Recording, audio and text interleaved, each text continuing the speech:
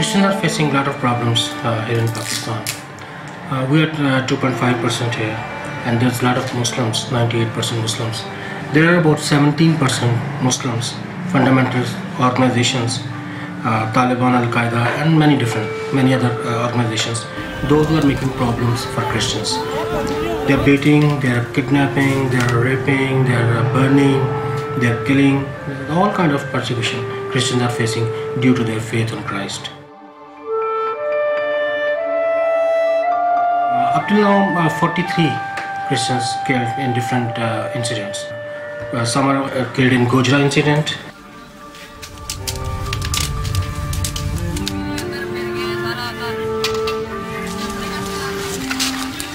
There was a Bahawalpur incident. There was attack in Bahawalpur after 9/11. Then there was attack on Christian Marie School. There were some people who were killed. There was attack on Taxla Mission School. So there are about 43 people who were killed.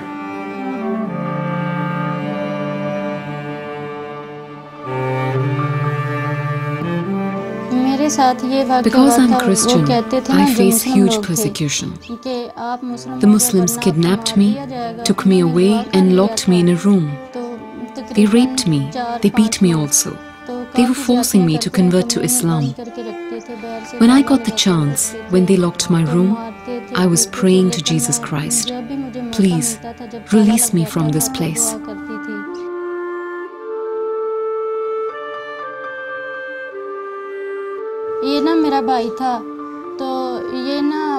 My brother was very good, and he was a kind of leader in this village. Because when Christian girls were going to attend the church, Muslim boys were fooling around with the girls. It was Palm Sunday. The Muslims were saying, "You can't have a prayer service today." But my brother said, "I will give my life, but we will make sure that there will be a Sunday service." So they brought all of the girls and the Christian people, and my brother said, "Okay, go ahead, we are going to have a prayer service." But Muslims came and they beat pastor's wife also, and pastor's sons also, and they beat my brother also. My brother stood up against the Muslims, and later on, they took my brother away and they killed him. When my brother was here, in this world, we were very comfortable. No one was looking at us. The Muslims weren't looking at us. He was taking good care of us, and may God give him a good place in heaven.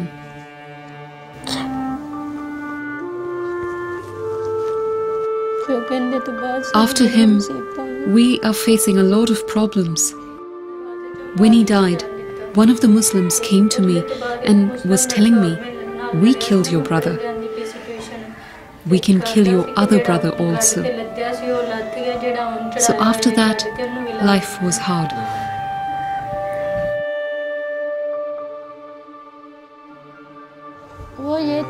They kidnapped me and were forcing me to convert to Islam. They were thinking that I might take revenge for the murder of my brother. That's why they were forcing me to convert to Islam. They took me, they beat me and they raped me.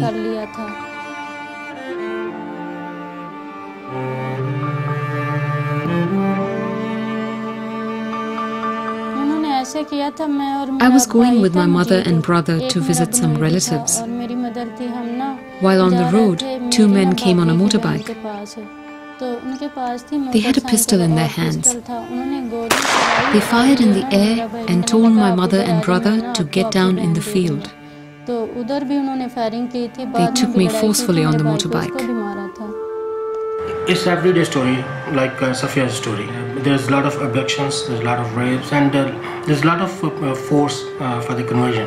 The religion is saying that invite people towards Islam. So they're inviting every day. And that is not just invitation, they are forcing us. They are forcing Christians to be converted. The most important issue we're dealing with, that is blasphemy. The blasphemy law is to disgrace Quran or to disgrace the Holy Prophet Muhammad.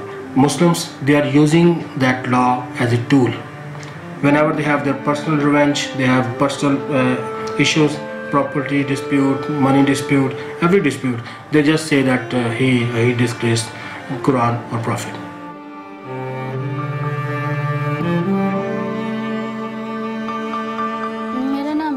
Because of the murder of my brother, we needed money to fight his case in the court. We had no money, so we took a loan from the landlords, but that was not enough. Then my family, my brothers and sisters, everybody started working in the brick kiln. Because brick kiln owners also give loans. So we had some loans from him, and then we started working in the brick kilns, and we are still working.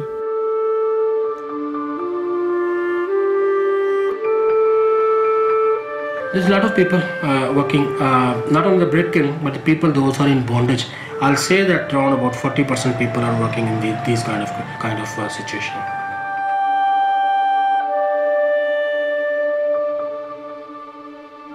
It's a very tough life on the brick kiln. You have to work all day making bricks.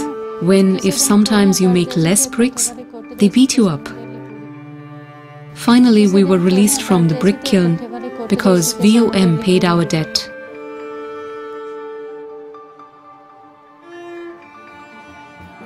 I have great peace in my heart now because I am with Jesus. I want that the young people, those who are working in the brick kilns in my village, they should also pray and come to Jesus. They will feel peace also.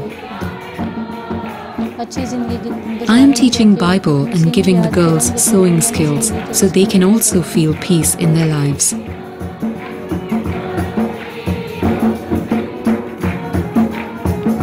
The most important thing is to pray for the Christian community in Pakistan.